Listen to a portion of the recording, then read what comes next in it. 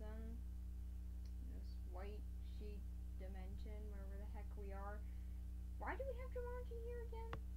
I don't know, and no, I don't want to play Jumanji. Now will you stop asking? Alright. Are you sure? Because we can still play it. Yes, I'm sure. Now will you please just leave or something? You're driving me insane.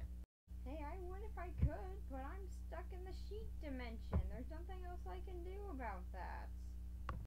Yes, there is. It's called a door. It's right over there. Don't know how you've been missing that. There was a door here this whole time, and you forgot to bring this up? Yeah, I kinda did forget about. Wait, are you honestly threatening me with a gun?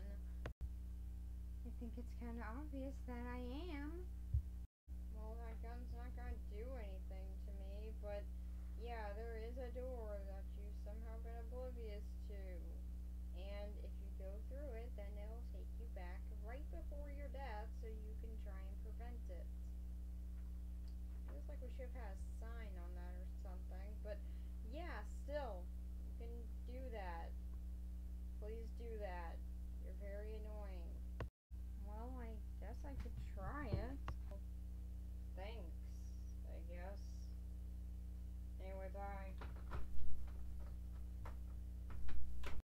Huh? What? Oh, yeah, bye or something.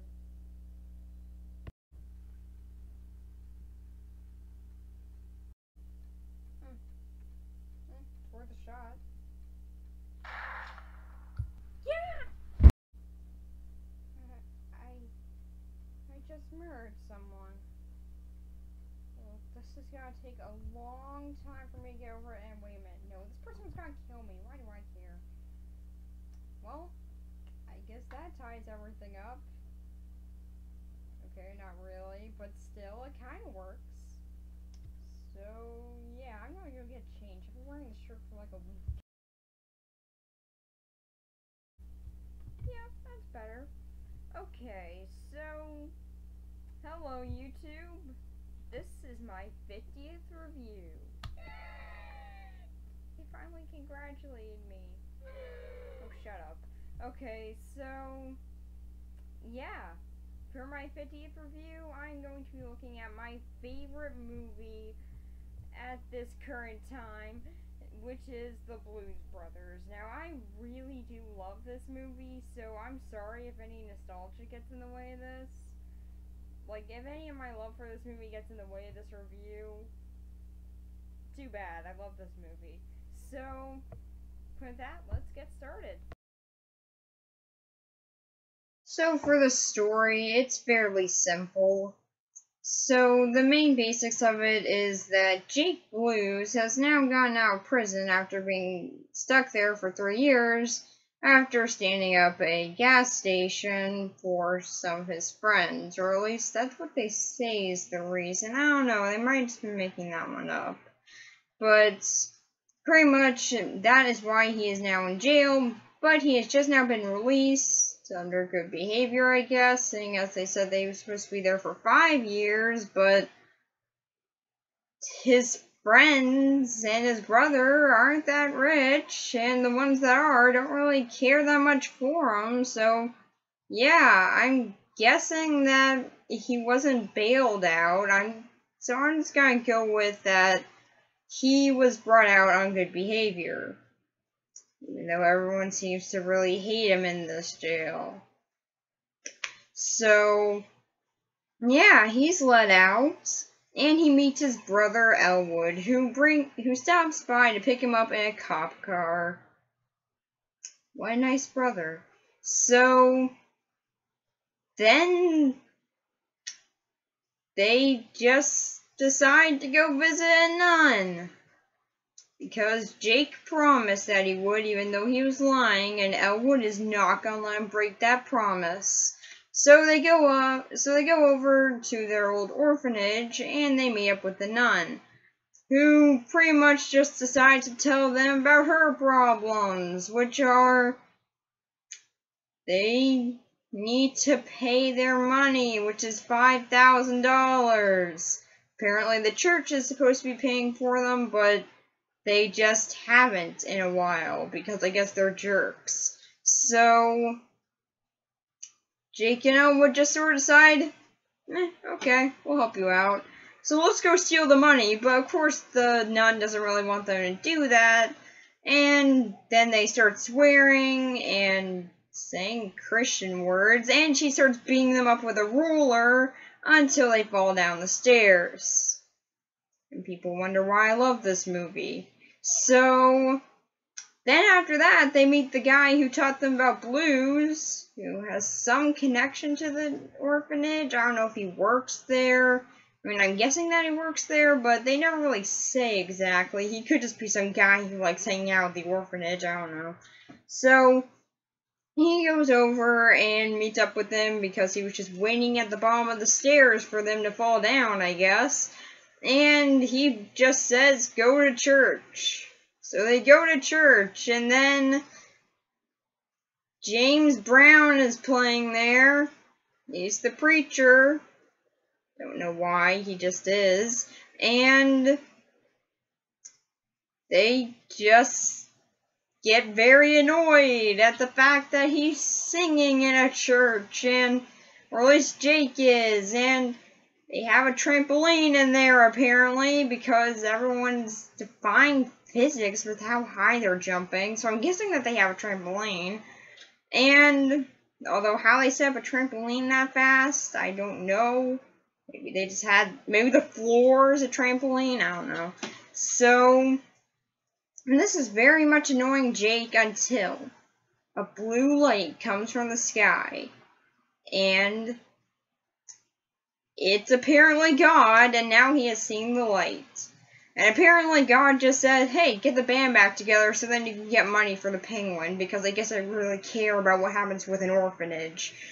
And Jake explains this to Elwood the best way he can by saying, the band, constantly. And I guess that Elwood just gets the message. So, then they just sort of leave after dancing, I guess. No real questions there. So, yeah. Then they just are on a mission from God to get this money and get the band back together. So they go off and try and get the band, while they also encounter some formidable foes, like Carrie Fisher with a flamethrower, machine gun, and bombs, and a detonator. So, yeah, that's awesome. We also get them being chased by the police, because they were suspended from driving, and they were driving. Oh, and also they drove through a mall. It's some of the best product placement ever. Seriously, I don't think that any other movie has had any better product placement than the Blues Brothers when they're driving through the mall. Seriously, that is a great moment there, and I just love it. So, yeah, really. Man of Steel, if you started driving through the mall with your product placement, then I would have liked your product placement a bit more. But then they pretty much just leave the mall and decide, hey, okay, yeah, let's go get the rest of the band. So they go and get the band. Yeah, it's really that simple. Sure, there are some musical numbers, but yeah, it's pretty simple. Actually, all they had to do was just ask, or just annoy them moderately, and then boom, they're back in the band. So, yeah, now they got their band back together. What are they gonna do next? Annoy some of the good old boys after stealing their gig. So, yeah, now they got another guy after them. And then after them, they also annoy Indiana Nazis. Okay, if you guys don't know what Indiana Nazis are, go watch this movie immediately. What are you doing? You need to find out what Indiana Nazis are. Seriously, this idea is awesomely absurd. I just love it. Seriously, I just love that idea. Just Indiana Nazis. That's pretty awesome. Also, the head of the Indiana Nazis is the guy who played the main scientist in The Burbs. Don't know why I need to state that, but yeah. So that's a thing. And pretty much, they are still getting chased down, but they do finally get a gig at the Palace Ballroom. So, yeah, it only costs $2 to see their show. God, I wish I was around then.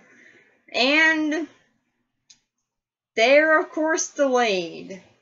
But they eventually do get there in some really well-timed moment, really. When the song is playing while they're waiting for the band to while they're waiting for Jake and Elwood to get there, Jake and Elwood, they're both walking synchronized to the music. Yeah. Suicide Squad's not the first one to do that. Blues Brothers is, or maybe something else, I don't know. So, yeah, I honestly did really like that scene. And they eventually do get into the Palace Ballroom to play their gig. They only play 2 songs, so yeah, this audience was waiting for like 2 hours to get 3 songs. Makes sense, I can see why they're not annoyed. So, yeah, they get 3 whole songs, and for some odd reason they're not getting chased by a crowd of angry people who are annoyed that they wasted their time. But then again, they only paid $2, so yeah, I can't really argue with them on that. They didn't really get ripped off or anything. So, then they decide, so then they're pretty much getting chased down by every single enemy that they've made in this movie, while they also get chased down by the military, because the military need to join in on this, because 2 brothers are too much for the police, Indiana Nazis, angry band, and Carrie Fisher with a flamethrower to handle. Although, then again, Carrie Fisher just sort of drops her whole entire hatred of everyone after one confrontation with Jake. Yeah, she talks with Jake for a little bit, and then after he lets her go again, then she's cool with him, I guess. Either that, or she's planning on a bigger revenge scheme. Maybe that'll happen in the sequel. Oh wait, no, she wasn't in the sequel, yeah. So, yeah. Eventually, they do finally get the money to the bank, and then they're immediately arrested. So, then that's pretty much where it ends. Sorry if I spoiled anything. But, yeah, frankly, this movie is a pretty fair story. I mean, the story's really simple when you get down to it. It's pretty much these brothers, they're on a mission from God to save this bank, and they make a lot of enemies along the way. But something I'll be saying a lot during this review, it's all about the execution of this movie. Now, the way they execute everything that happens in this story, it could have just been done so cheaply. But everything about it makes it feel huge. It makes it feel like a really big event, and the way they get you on the side of the brothers is by having them make a very noble cause. Though it does have one big plot hole that they could have just stolen the money and then told the Penguin, hey, we earned this honestly. But no, they instead decided to go for the route of redemption and trying to do something good in their lives. And that's actually what makes them. That is actually what makes you want to follow them. You want to see them get that redemption. And in the end, they do. Granted, they get arrested immediately after, and they did cause a lot of property damage, but it was awesome property damage, so you don't care. And also, it makes everything just feel huge. Everything in it just feels huge, and I really do love how they made that work. Also, all the destruction in it is great. There is tons of destruction in this movie, and it's all really well timed. And also, the humor in this movie is really great. There are a lot of moments where it's really hilarious. So, for the story, I'm gonna give it a 9 out of 10. It had a very simple story arc and idea, but with the big scale and execution that they put into it and great humor, they made something that was really huge. So yeah, 9 out of 10. Also, one little thing I wanted to bring up for the story part, because I can't really work this into any other aspect. And this is the very first R-rated movie that my dad actually let me watch without any edits. Yeah, my dad was very annoyed when I watched an edited version of Platoon, but when I watched this movie with tons of swearing, it's okay. I don't know why. But yeah, I just thought that was kind of neat that this is the only movie that my dad has allowed me to see unedited that's rated R. Or at least that he knows of. Granted, I've seen 34 R-rated movies, but this is the only one that he allowed me to watch that was unedited, so I just find that kind of neat. So yeah, again, 9 out of 10. I really do love the execution of the story, and now let's get on to the characters. So for the characters, they're pretty easy to explain, really. And some of the times, they're also very, very hard to explain. You just sort of had to watch with them. You just sort of had to watch them. And that's very apparent for the two main characters, Jake and Elwood. They are very hard to explain, seeing as their personality is there, and you can tell it's there when you watch the movie, but you don't know exactly what their personality is. I can't tell if this is a great move on this movie's part or a bad one, but I do still really love these characters, and they are pretty much the same, so I'm going to talk about them both together and sort of just discuss some of their differences. So for these two, pretty much Jake and Elwood are fans of blues. Yeah, like I said, it's really hard to explain their personality. They're also felons, and yet they're somehow very likable and are on a path for redemption. So, yeah, if that sounds interesting to you, go watch this, because those characters are good. But yeah, really, it's very hard to explain these two characters. I really do love this movie, and I do love these two characters, but they're very hard for me to explain. Though, I'm gonna have to be taking this from my dad here, and his explanation of the characters. Yeah, this is a direct quote from my dad. Jake is more of a womanizer, and Elwood is more introverted, and also more trying to live through Jake? I don't know, that's what my dad said. Really, it is very hard to explain these characters. Really, you just had to watch these characters to be able to see what's really likable about them. But they are very likable characters, it's just, I don't really know why. There's just something about them that you can't really explain. But they are very well acted by the late John Belushi, rest in peace, and the always awesome Dan Aykroyd. Seriously, I'm a huge fan of Dan Aykroyd, and yeah, he's great in this as well. And this is probably one of my favorite roles that he's done. Also, the question about which of the two Blues Brothers is your favorite, for me, it's Elwood. Maybe that's because my dad brought up that he's an introvert, which I also am. That might be one of the reasons why I like him, I don't know. But my dad likes Jake, so yeah. Differences. So now let's move on to the other characters, because still I have no idea how to explain the two main ones, but they are still very likable characters. So after them, we have the band. Now, for the band, it's kind of hard to explain them as well, because there's no real character to them. They're mainly just the goal to get to. They're just sort of like things you have to pick up. They're sort of like items in a video game. You can get them and they're useful, but if you didn't get them, you could have just gotten someone else. So, yeah, they were kind of useful, kind of not. It's very hard to explain their character. But they are still pretty likable, and one cool thing I want to bring up, the actors that play the rest of the band in this movie, they're playing themselves.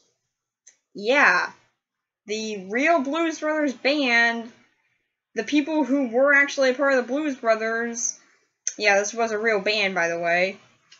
I got to see them live, or at least I got to see the Georgia Blues Brothers live. Unfortunately, no Dan Aykroyd. But really, it was very cool to see that they were actually playing themselves. And when I learned that, that was a pretty interesting little bit. But, yeah, it does... Yeah, there's no real character to them. And really, the only kind of neat thing about them is that they play themselves, which, yeah, that is a pretty cool thing, and I do think that's pretty neat, but outside of that, there's no real character.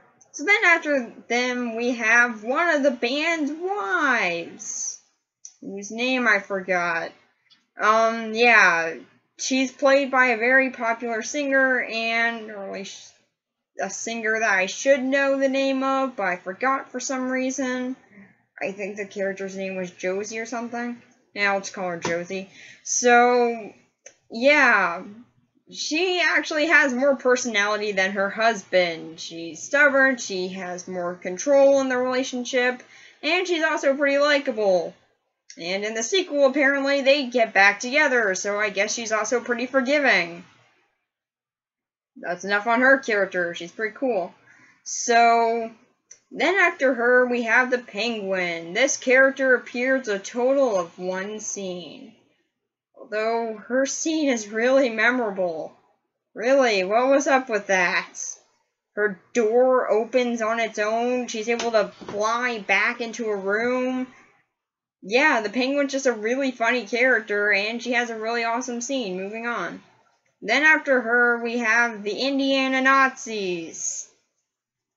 Now, just with that idea alone, you know that those have gotta be fun characters, and they really are. They are a lot of fun to watch. They're also pretty hilarious, especially when they die.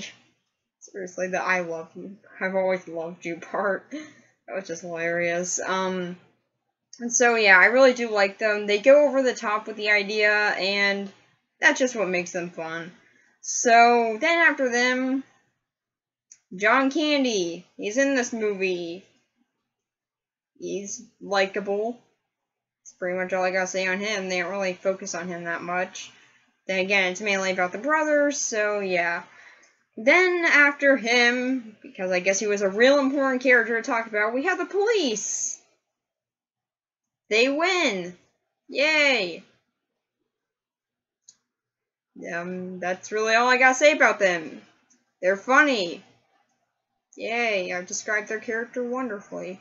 So, and then after them, we have Mystery Woman. Yeah, really, Mystery Woman. Or as I was just calling the whole movie, Carrie Fisher. So, I gotta say, Carrie Fisher's character in this movie is awesome. I really do love her character in this movie. Now, her reasons make sense, for one. Her reasoning for wanting to get back at the brothers is because Jake left her at the altar when she had paid a lot of money to get everything ready for her wedding, and her whole entire family flew in, all her friends, they all came in, and he just didn't show up. Yeah. I can see why she would kind of want revenge after that. And also, she has a flamethrower, a machine gun, bombs, and detonators. Also, they have a scene where they show us how she learned how to operate these things. So at least it makes sense that she knows how to use them because she read the manual. Yeah, not taking that back. It totally makes sense. So, yeah, she's a really awesome character in this movie, although probably the strangest thing about her is that she doesn't have a name. Yeah, I could have sworn while watching this movie she had a name, but when I watched it over again, I don't remember Jake saying her name. I thought he did. I thought he did in the sewer, but I don't remember him saying that. So yeah, this is a really weird scenario. This character has no name. I checked online, they keep on calling her Mystery Woman. Check the casting, it's a Mystery Woman. IMDb, Mystery Woman. Wikipedia, Mystery Woman. TV casting, Mystery Woman. Seriously, what's her name? I just kept on calling her Carrie Fisher the whole time, but what's her name? I really want to know. But yeah, that's pretty much it for all the characters in this movie. Yeah, like I said, there aren't that many. And really, with the ones that there are, there's not really that much to talk about, except for how hard it is to talk about them. And yeah, I find that as a very strange thing. When you're watching the movie, you know they have character. You know there's a lot of character to them. And the acting really does work in their portrayals. Really, the way they act in this movie is great. Seriously, all the acting in this movie I just think is awesome. It's all really well done, and they all stay true to the character throughout, and I really do love that. But it's just kind of strange that there's not really any way to describe the characters, and again, I can't tell if this is a good thing for the movie or bad. And this doesn't just happen for the two main ones, it happens for all the characters. So, for the characters, I'm going to give them an 8 out of 10 because really, there's no real way to describe them. I mean, if there was a way that I could describe them, then it would have been a 9 out of 10, but since I can't, 8. Though I do still really love the execution of these characters, and that's mainly what it's all about, and how they're executed, and also the acting. So, yeah. That's pretty much it. I don't know really how to talk about these characters properly, outside just saying, go watch it. When you watch the movie, you know that there's character to them. Oh, and also one more character I wanted to bring up, or at least one little thing I wanted to bring up. The Good Old Boys. They're kind of annoying, but there's one thing I wanted to bring up with them. When they get over to this concert, the concert has already ended and the bar has closed. Seriously, they say that they're a little bit late. That's more than a little bit late. The bar is closed. What were you thinking of doing? Were you planning on staying the night or something? Were you telling them that you're here late and we'll play all day tomorrow or something? You were just a little bit late. You missed the whole darn concert. Jeez, I'm sorry. This really does annoy me. And this is the main reason why the Good Old Boys hate the Blues Brothers, but it seems like it was all on their fault for... But it seems like it's all their fault for having any reason to hate them. Because they were late. It's not the Blues Brothers' fault. It was just them. They were being idiots and were late. They don't even say they were stuck in traffic or anything. They just said, we're late. We're a little bit late. Yeah, you're more than a little bit late. You missed the whole thing. This really annoys me for some reason. But, yeah, that's pretty much it for the characters. Again, 8 out of 10. I wish I could describe them better, but I can't, so yeah, let's go on to the songs. So for all the songs, they're a lot of fun. I gotta say, the staging on all these songs is really well done. Every single one of the songs feels huge. They always have a big cast to them. There's great cinematography, and I really do love all the songs. My personal favorite out of them would have to be Rawhide. I don't know why. I just really like that one was so scaled back, and I really do like the way that it was done. The singing on that one was really good. Dan Aykroyd can actually sing really well. I was very surprised by that. He's a very good singer. His voice can either go pretty deep, or it can just stay at a moderate level, and I really do like that. And also, they have a whip in that song. Yeah, give John Belushi a whip. That's a good idea. Oh, and he also, somehow, out of chicken wire, he's able to whip someone's cigarette. I have no idea how he did that, but that's still hilarious.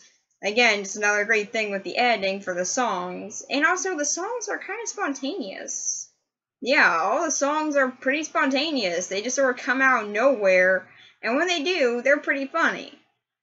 Now, I haven't seen the sequel yet, but I don't know if that's how they do it in that one. It might not, or maybe it'll just feel really half-assed. But here, it is done really well, and I do find it to be a very funny way of doing it. And it also works with the story, seeing as, well, it's about Blues Brothers, and also they do have a few concerts and gigs, so it makes sense within the terms of the story as well. So for the songs, 10 out of 10. They're all really great, and I really do love them. They always get stuck in my head every single time I watch this movie, and they're just a lot of fun. So, yeah, 10 out of 10. Now let's talk about the movie altogether. I really do love it. Yeah, to this day, I still really love this movie. It's really great, and it's honestly my favorite movie. That's why I'm wearing all this. Sorry, vest. I couldn't wear you today because the Blues Brothers didn't wear any vests.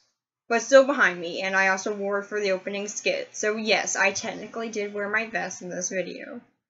And so yeah, I really do love this movie. It has an all-around simple idea and premise and character, but it's all about the execution for it, which goes over great, and I really do love how they're able to do it. So yeah, all around, I gotta say, 10 out of 10. I really do love this movie. It's my favorite movie. If you've never seen it, what are you doing? Why are you watching my video? Go watch it right now. I can be put on pause. So, yeah. That's pretty much it. And next week, I will be reviewing The Road to El Dorado. So, yeah. That's it. This has been my 50th review. I'm halfway to 100 now. It's pretty cool. So, yeah. Bye. Gotta get my vest back on.